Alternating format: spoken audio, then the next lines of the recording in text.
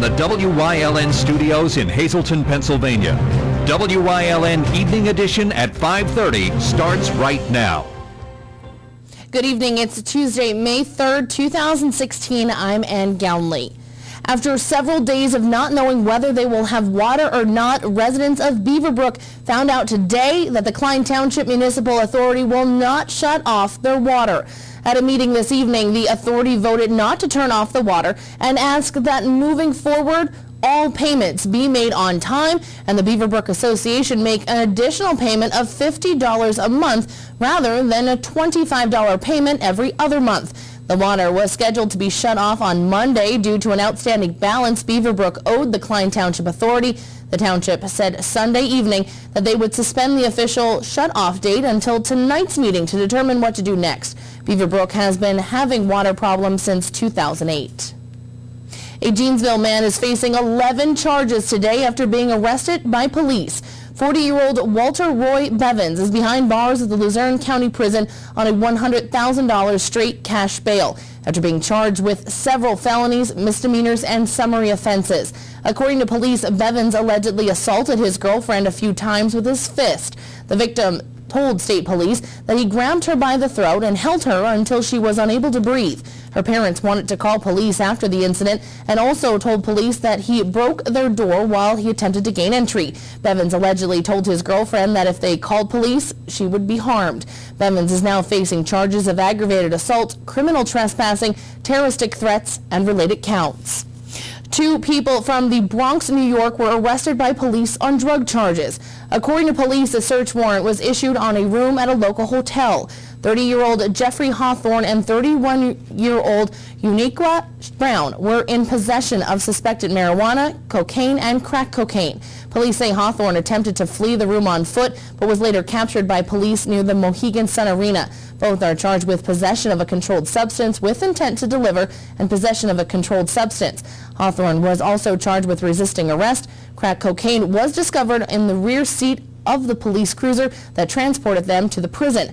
Upon Brown submitting to her search of her person, 31 grams of crack cocaine was found on her person. She is now awaiting additional charges. A street in Wilkes-Barre was shut down after a partial building collapse. One lane of George Avenue was closed this morning after the facade of a building more than 100 years old collapsed. The building was being used as a warehouse. No one was inside the building at the time of the collapse. According to officials, they do not believe that the building is in danger of collapsing any further. George Avenue was expected to be closed for the remainder of the day. Well, beginning today, those traveling on the Pennsylvania Turnpike can gas their cars up to 70 miles per hour. The Pennsylvania Turnpike Commission and the State Department of Transportation increased the speed limit to 396 more miles of turnpike and 400 miles of interstates. During a pilot program back in 2014, the speed limit was increased to 70 miles per hour. Penn State University transportation researchers studied the effects of the higher speed limit and found no increases in accidents due to the higher limit. According to PennDOT officials, the 493 miles of the turnpike and 552 will have a 70 mile per hour limit. The only sections that won't on the northeast extension, known as 476, will be the areas approaching the toll plazas, construction zones, and tunnels. No other PennDOT-owned interstate locally will be higher than 55 to 65 miles per hour. Governor Tom Wolf proclaimed May as Motorcycle Safety Awareness Month. Our Julie Stefanovic has safety tips for both motorists and motorcyclists. Governor Tom Wolf has signed a proclamation recognizing May as Motorcycle Awareness Month. More and more bikers will be out and about as the summer months approach. PennDOT Secretary Leslie Richards reminds motorists and motorcyclists alike to share the road and stay safe while doing so. Reports show that there were over 3,000 crashes involving motorcycles in Pennsylvania last year. 179 of them resulted in fatalities. But there are some safety tips for motorists to follow. First, keep an eye out for motorcycles. Leave at least 4 seconds when following them, and check mirrors and blind spots before switching lanes. And always allow a motorcycle the full width of the driving lane. Motorcyclists should also remain vigilant. It's best to wear reflective clothing and use reflective tape on the motorcycle. Riders should also follow the speed limit and wear face and eye protection. Bikers should also be properly trained. The Pennsylvania Motorcycle Safety Program offers residents with a permit to obtain a license or refresh their skills through a 15-hour rider course. For more information on the training, you can call 1-800-845-9533 or log on to PAMSP.com. Reporting for WYLN News, I'm Julie Stefanovich. Thank you, Julie. The recipient of the 2016 Athena Award has been announced. This year, it's Jane Danish from Lehigh Valley Hospital, Hazleton. The Athena Award is presented each year to a Hazleton area businesswoman for, quote, outstanding professional achievement. Danish, the Director of Community Relations and Colleague Recognition at Lehigh Valley Hospital, Hazleton, has been in the healthcare field for over 35 years. Danish held positions in administration, marketing, and community relations. Danish began her career at Nesbitt Memorial Hospital and quickly advanced to the executive assistant to the president and was a key part of the transition team in the merger with Wilkes-Barre General Hospital. Her career then brought her back to her hometown in the spring of 1999 when she joined the team at the Greater Hazleton Health Alliance. Danish joins a long list of distinguished women who have won the Athena Award in the past. If you're interested in attending the 124th annual meeting of the Greater Hazleton Chamber of Commerce on May 19th at Sand Springs, you can call the Chamber office at 570-455-1509. Time now for a first look at our forecast. Chief Meteorologist Joe Garbacik is in the Weather Center with the details. Joe, how much more rain can we expect over the next several days? Well, we're not going to see a relief from any of that rain. It's going to be showery over the next couple of days, at least through Friday. Then by Saturday, things shaping up to be a little bit nicer across our area. Traveling next few hours, we've got the areas of fog that we're going to have to contend with, so be careful out there traveling on the roadways through this evening and through the overnight hours. And again, the next couple of days going to be unstable as we head into tomorrow, as we go into our Thursday, as we go into our Friday.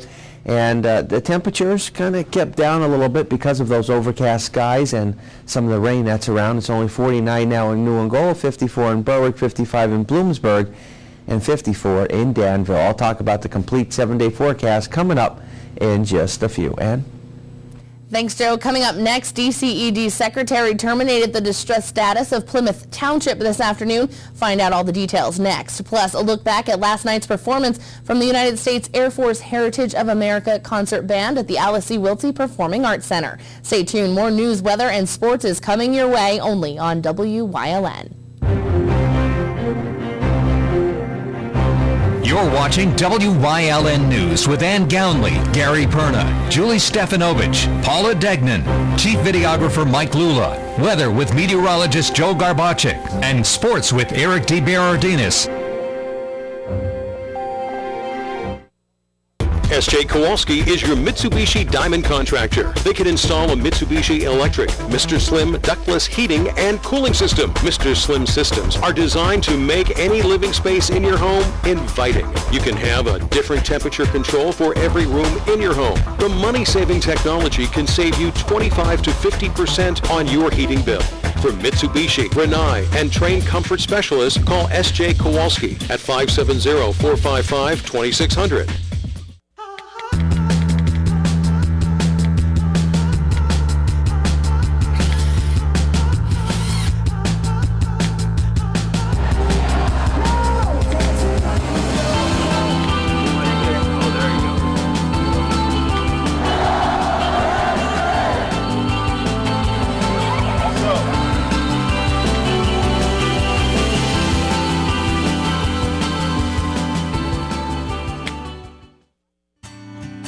We are a 501c3 nonprofit foundation created for the love of children. There's 500 children in foster care in Luzerne County. A child at any moment could come shopping free of charge and get whatever they need so that they feel loved, they feel worthy, and they feel ready to tackle life with a great support team behind them.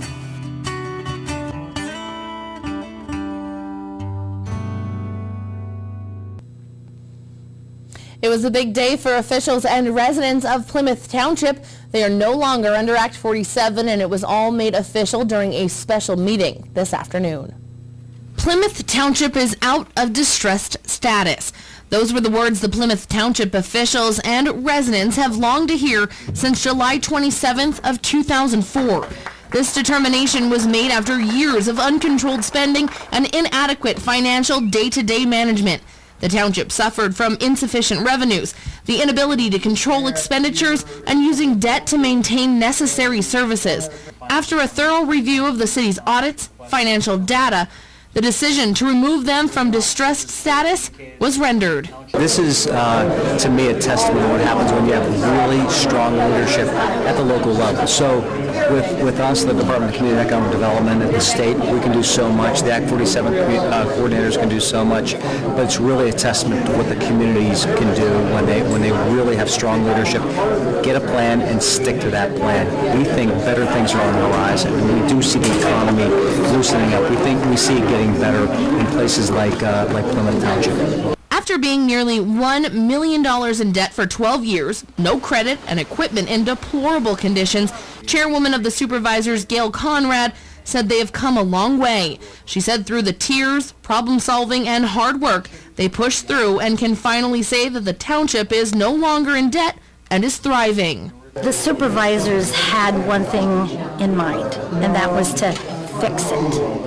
We just had to fix it. We didn't know how. We worked together and we did fix it, obviously. So now with us having a reserve and no debt and our credit built up and all the equipment that we have, that to us is a big feat. State Senator John Udechak was born and raised in Plymouth Township, and he knows a thing or two about the ins and outs since his father was a township supervisor for many years. His family has lived in the township for many years and says today is one that everyone can be proud of. The work that was put in here, Gail Conrad as the leader of the township, as the chairwoman, a phenomenal job. But really the community, taxpayers coming together, residents coming together, the workers, everybody putting all their energy into making this township stronger. It took a while. It took 12 years to do that. They've been hit with 4 or 5 different natural disasters. Nothing kept them down. They really were strong. They came together as communities, as neighbors, as family and friends, and they made Plymouth Township better and stronger for it. After 12 years of fighting to bring the township out of debt, Conrad had a few words of advice for other areas going through the same thing. If they're going to bicker, if they're going to go back and forth and just things be all about one person, which it is not. It's just my advice. It was never about one person. It was all about fixing our community as a team. With Plymouth Township out of distress status, DCED Secretary Dennis Davin said in the near future, you may see more towns coming back from debt. You're going to see more and more of these communities, these municipalities and cities come out of Act 47 as they really strengthen their financial condition. So they're all working together. They're all doing the right things. They're all, nobody wants to raise taxes or anything like that, but they have to strengthen their financial position. They're doing it. We think it's, again, a sign of good quality leadership, but also that the economy is starting to get better in these areas. Act 47 of 1987, the Municipalities Financial Recovery Act, was enacted to provide a broad-based program of fiscal management oversight, technical assistance, planning, and financial aid to municipalities experiencing severe fiscal distress. Plymouth Township is glad to say they are no longer under that act and are looking forward to the future with great financial planning. Coming up next, Chief Meteorologist Joe Garbaczyk is back with a full look at our forecast, plus a look at last night's Air Force Band performance at the Wiltsey Center in Hazelton. Stay tuned, more news is headed your way, including sports here on WYLN. The LSC Wiltsey Performing Arts Center in Hazelton presents A Musical Salute to All Who Serve on Saturday, June 11th. The show features the outstanding talent of the Hazelton Philharmonic Orchestra under the direction of Robert Lagana, as well as featured soloists. Presentations by Congressman Lou Barletta, Pennsylvania State Representative Tara Tuhill, and Hazelton Mayor Jeff Cassett. The show will be narrated by Sergeant Eric Olson, host of the WYLN TV show Warrior Summit Outdoors. Tickets are $10 for adults and $5 for children. A Musical Salute to All Who Serve, Saturday, June 11th at 7 p.m. Call WYLN 35 for this special promotion for Mother's Day. Call 570-459-1869 between 9 a.m. and 1 p.m. Hit 1 for WYLN and extension 1110 for pennies classified. Register your mom's name and number and she may win a gift certificate from one of our participating sponsors. No purchase necessary to register. Winners will be announced on the news on WYLN 35 on May 4th, evening edition 5:30 and late edition 10 p.m. Good luck and happy Mother's Day.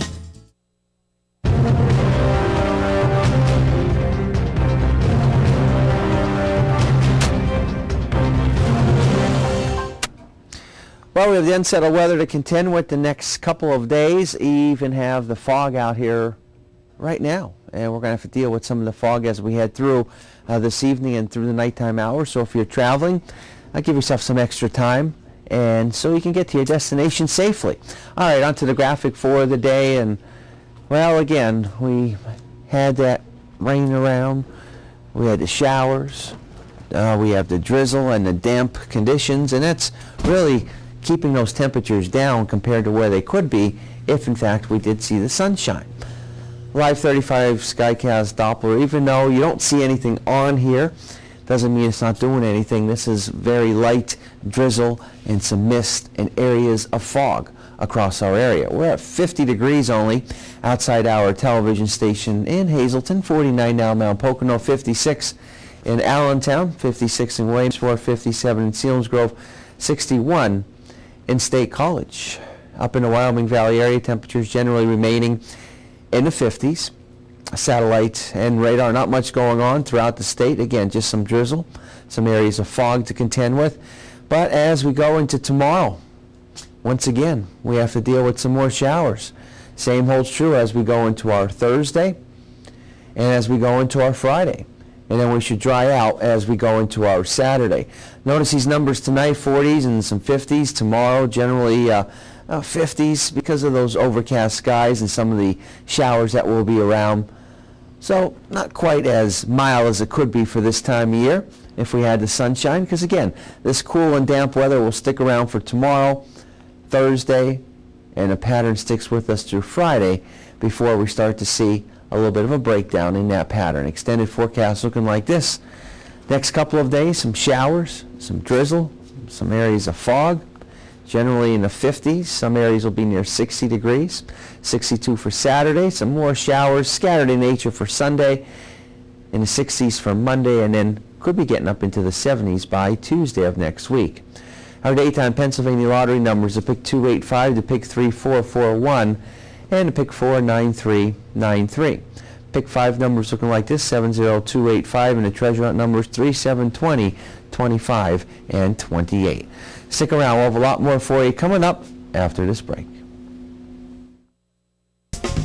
Hi, this is Jeff Bonomo, host of Off the Beaten Path. I'm proud to announce the newest addition to WYLN's original programming lineup, Tasting Pennsylvania. Come with me and the crew as we travel the Keystone State looking for the best places to eat, drink, and be merry. It's coming soon to WYLN TV 35. Join me as I do all the taste testing for you on Tasting Pennsylvania.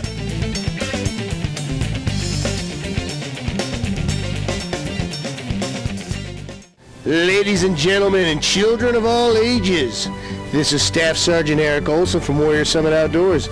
You might think it's fall, you'd be wrong, because it's hunting season. You want to see the perfect day?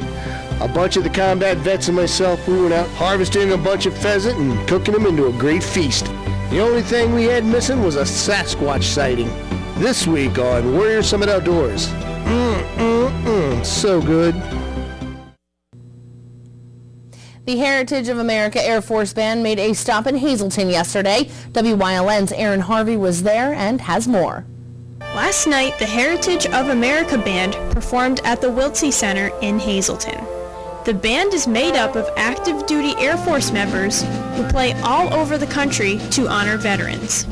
Captain Michael Hooer says the band has various ensembles. The entire band does over 400 performances a year, 400 different missions, and we have various different ensembles. Tonight is the concert band. We're on day 5 of our 9-day concert tour. So this is our 5th performance. It's just been a great tour. We're just excited to be here. Fantastic hall here as well at the Wiltse Center. Just a beautiful restored hall that we're great to be in. But you know, part of our mission is going on. We're honoring veterans for their great service.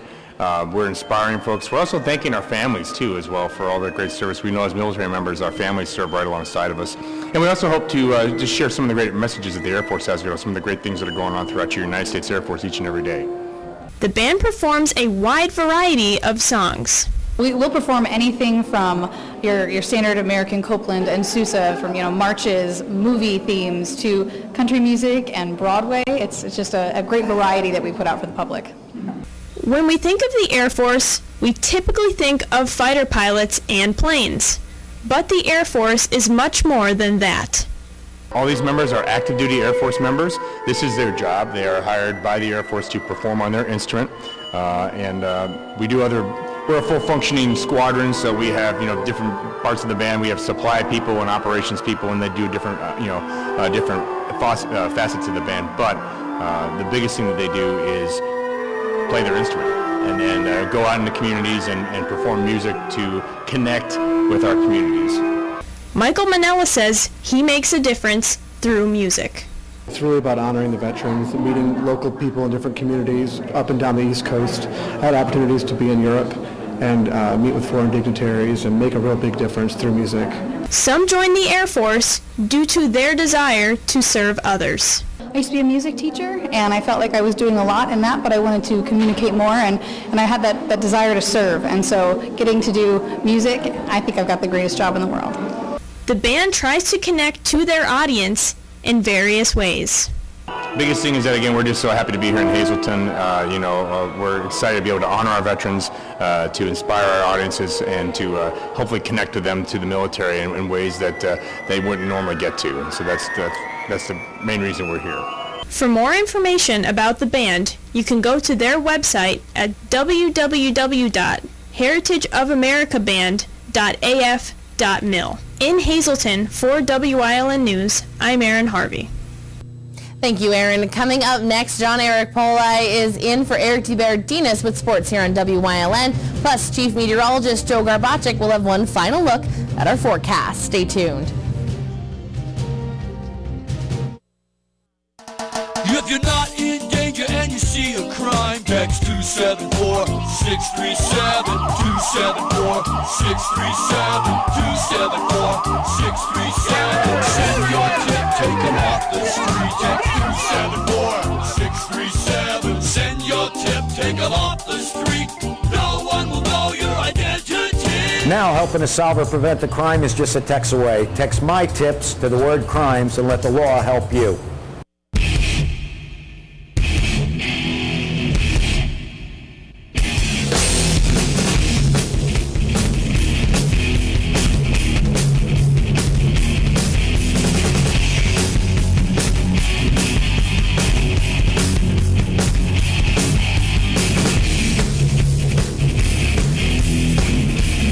Watch Off the Beaten Path on WILN TV 35 and discover the Pennsylvania you never knew existed.